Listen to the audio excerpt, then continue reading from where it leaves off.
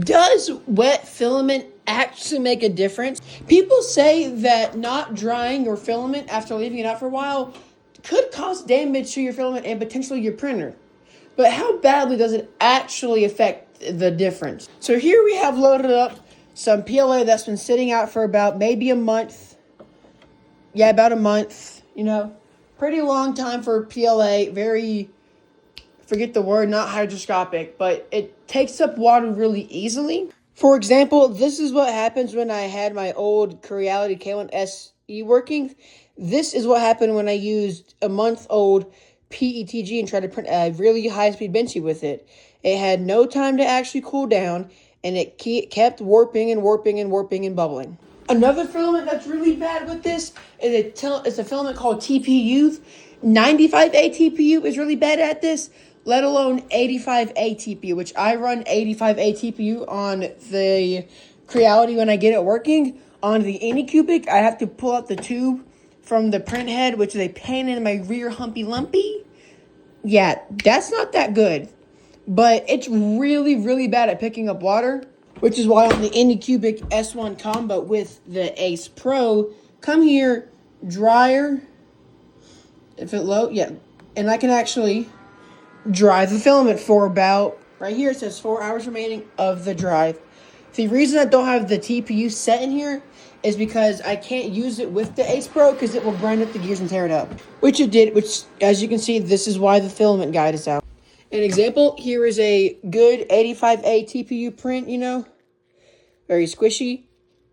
I printed it without a first layer so I could test how good it is down and back. And this is what happens when you don't dry it. Yeah. It was supposed to be one of these right here, but as you can see, it came out more looking like a rose that the Grinch stole on Christmas and gave to Cindy Lou Who.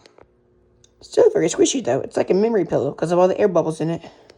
Coming over to our 3D printed lamp, let's look at the layer lines on this print right here with fully dried PLA. Real smooth. You can't really see them unless you really zoom in. Compared to wet filament. See all the stringing on the inside and all that stuff? That's really not good. Another example with PETG. And then, of course, the Benchy, which I don't really have to zoom in for. You can see how bad that went. And at the top, it didn't even layer. It just clumped up really bad.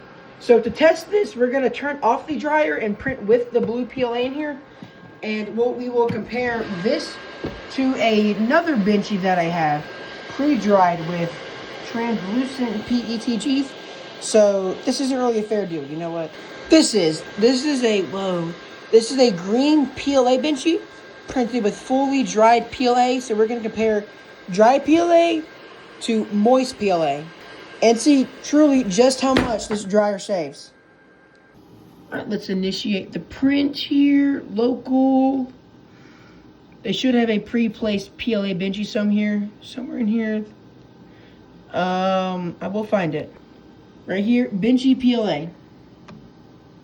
I'm here. Nope, not filament drying. Yet again, I don't have the color set.